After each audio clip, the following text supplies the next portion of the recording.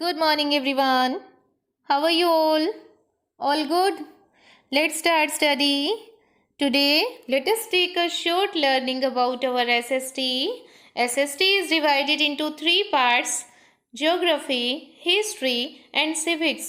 Geography is the study of our environment, in which we learn about our Earth, all planets, solar system, continents, oceans and the inhabitants living in it. Meaning geography हमारे आसपास की study है, हमारे आसपास में क्या क्या हो रहा है, कौन कौन सी डेवलपमेंट्स हो रही हैं, तो ज्योग्राफी हमारे एनवायरनमेंट की स्टडी है. Okay.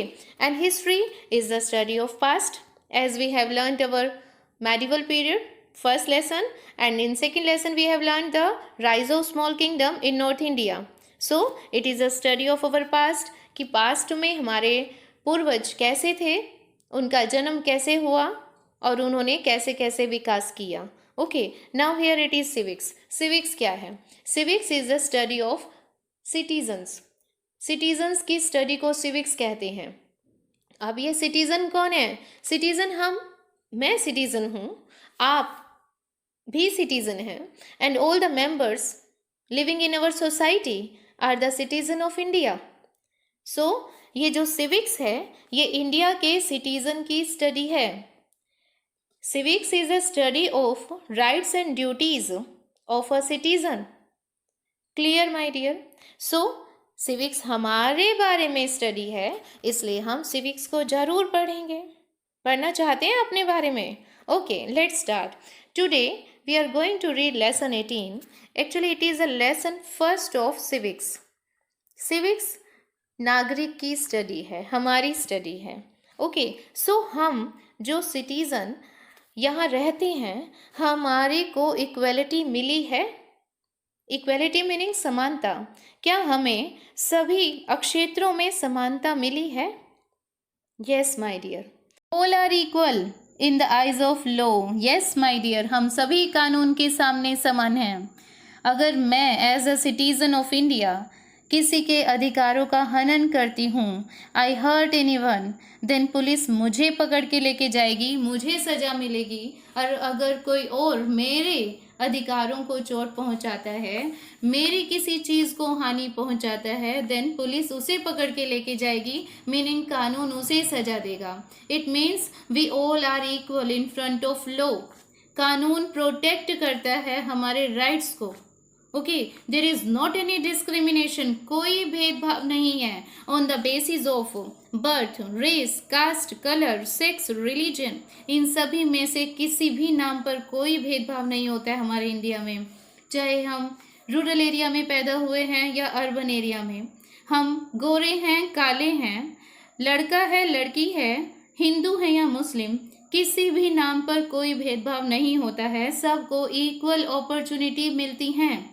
If we are able, then we can grab any job. Okay, we can grab any opportunity. हम किसी भी अवसर का लाभ उठा सकते हैं if we are able. Okay, and now here it is democracy. Democracy क्या है? Equality we come to know, समानता.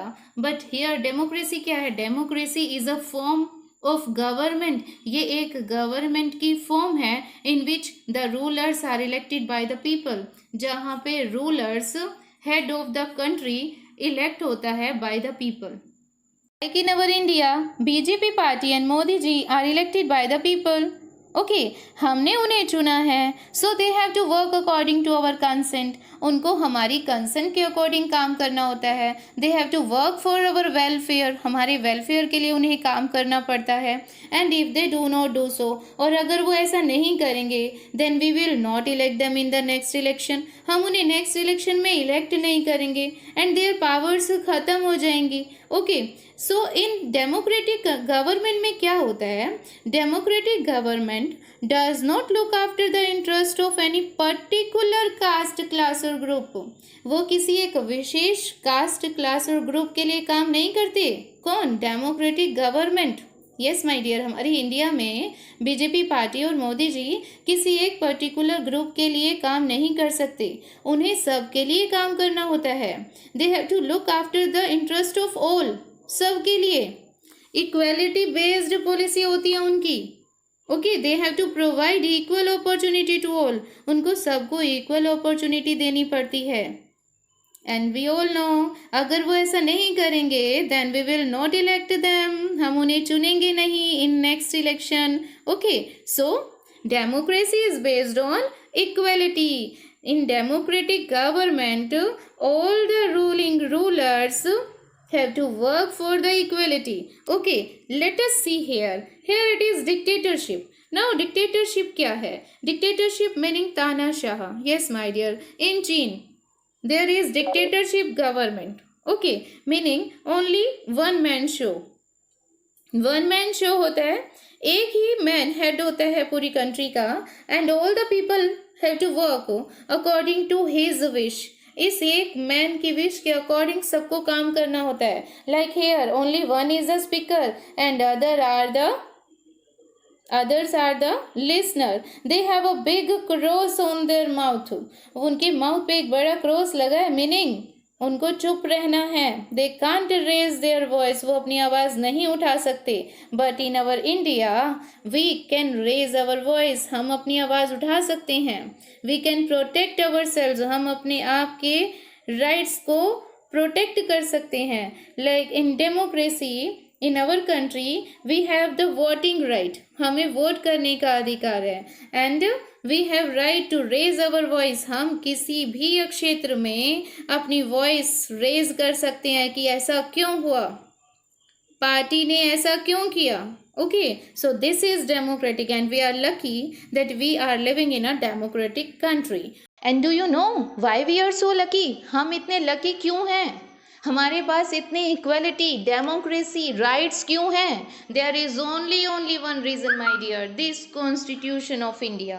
This is a rule book of India and according to these rules everybody in India, every citizen in India have to run according to these rule. Okay, and our government also run according to these rule. If anybody goes against these rule then his act will be punishable. Yes my dear, so in India हर कोई अपने अपने rules के according, अपनी responsibilities के according काम करता है और हर कोई अपने राइट्स को एंजॉय करता है। So we are lucky, we have constitution of India. So now it's time to know what is this book. Let us know about it. We all know that on 15th August 1947 हम आज़ाद हुए थे। 15 अगस्त 1947 को हमारी country independent हुई थी। हमने foreign domination को, अंग्रेजी प्रभुत्व को ख़त्म कर दिया था और लगभग 200 साल तक हम अंग्रेज़ों के गुलाम रहे थे। और इतनी लंबी गुलामी के बाद हम सोशली, पॉलिटिकली एंड इकोनॉमिकली इतने वीक हो गए थे कि हम अपने आप को ऊपर उठा ही नहीं पा रहे थे। हमें विकास की बहुत जल्द ज़रूरत थी। सो इसीलिए एक रूल बुक की ज़रूरत महसूस हुई और इस रूल बुक को कॉन्स्टिट्यूशन का नाम दिया गया।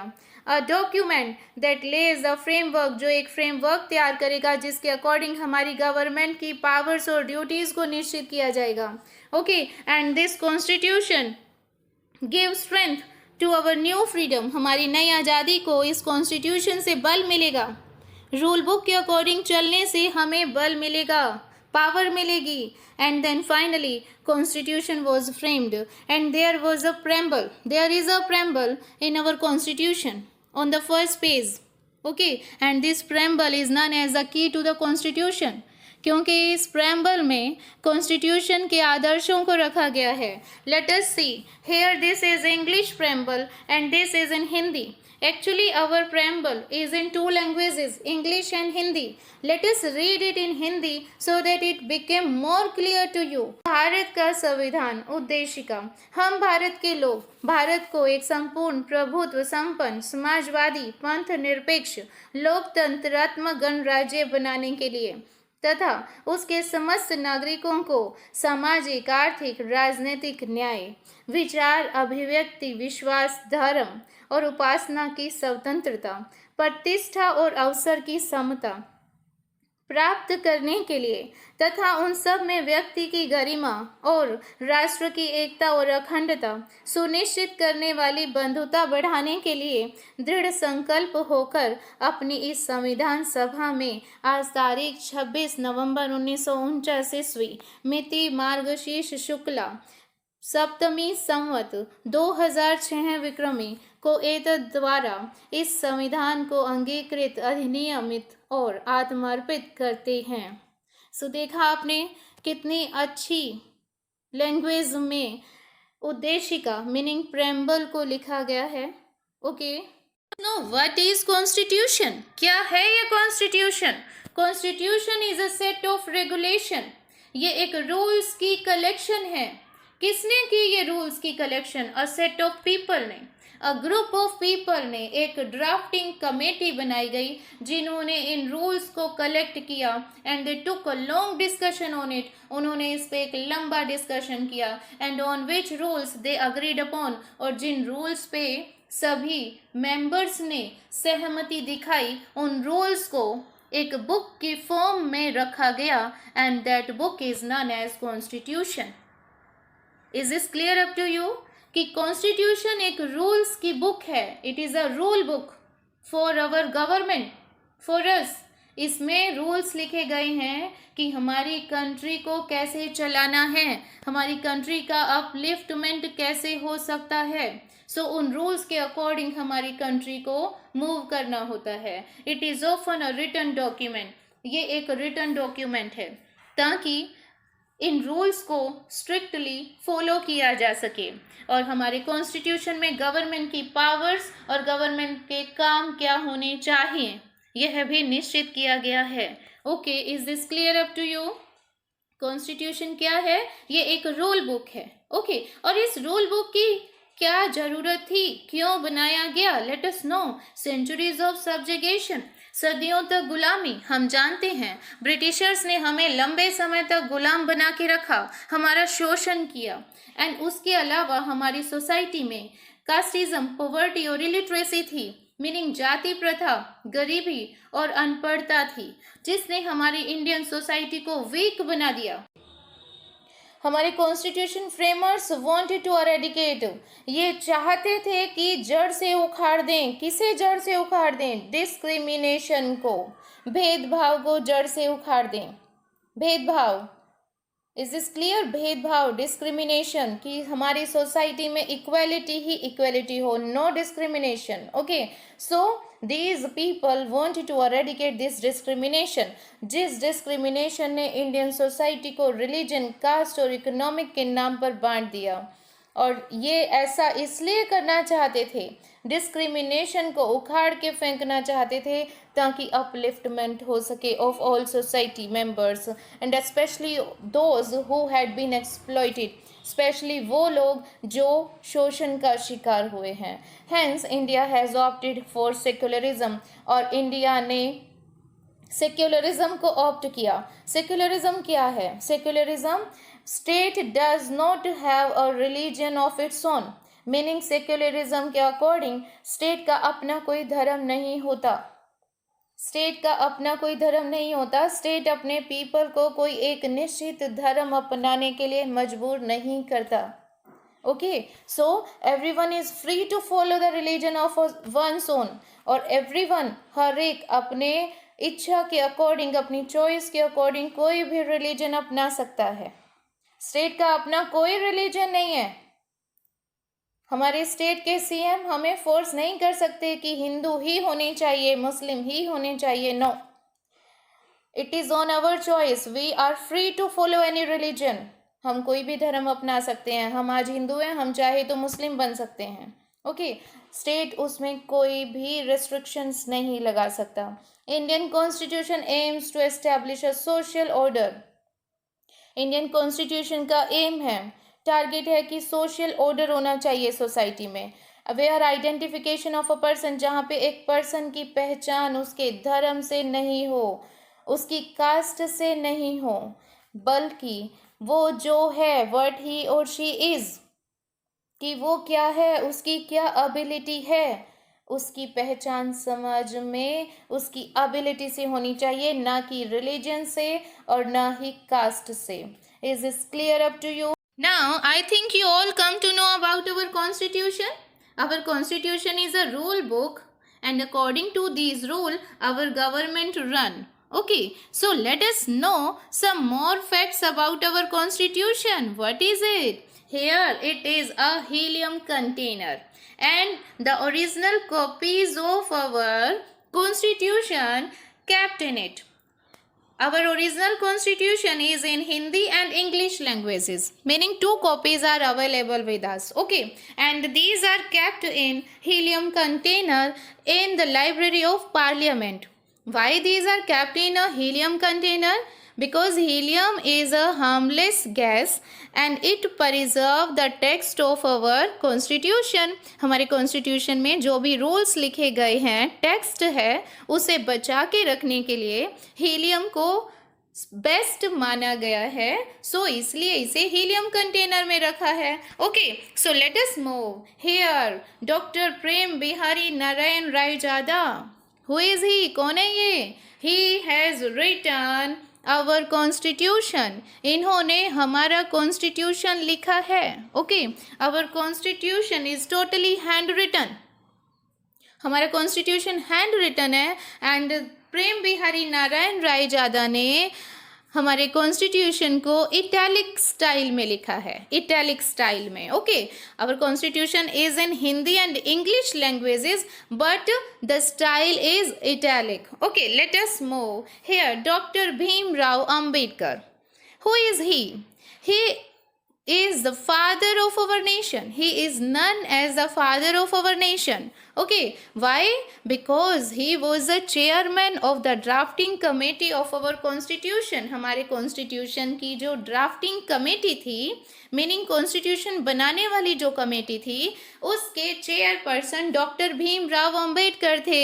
Okay, so जो हमारा constitution बना finally डॉक्टर भीमराव अंबेडकर की अध्यक्षता में बना था, इसलिए इन्हें फादर कहा जाता है. कॉन्स्टिट्यूशन का father. Okay, do you want to know more about doctor Bhimrao Ambedkar? Let us know. On 25 November 1949 doctor Bhimrao Ambedkar spoke. इन्होंने कहा in the constituent assembly, in India there are caste. India में बहुत सारी कास्ट हैं and they are anti national. वो राष्ट्र विरोधी हैं. They bring separation. अलगाव पैदा करती हैं. इन सोसाइटी, समाज में अलगाव पैदा करती हैं. They generate jealousy. नफरत उत्पन्न करती हैं और कास्ट से कास्ट के बीच में विरोध उत्पन्न करती हैं. So we should overcome all these difficulties. हमें इन सारी डिफिकल्टीज से उबरना होगा. We should eradicate this caste system. इस कास्ट सिस्टम को जड़ से उखाड़ना पड़ेगा, तभी हमारा इंडिया सभी बुराइयों से मुक्त हो पाएगा. So now I think you all come to know कि कैसे थे हमारे doctor Bhimrao Ambedkar. He was such a great personality and he wanted to make our India the best country. Let's know one more fact about our constitution. In this picture we can see 2 constitution, United States Constitution and Indian State Constitution, and we can see here we the people are the common words in these two. Our Constitution Assembly took these words from United States Constitution because these words are very great in itself. ये words अपने आप में महान हैं. We the people of India shows unity of India. हम भारत के लोग भारत की यूनिटी को शो करते हैं. That's why our Constitution Assembly took these words in our Constitution. Not only these words, we have taken so many words from different Constitution so that we can make our Constitution the world's best Constitution.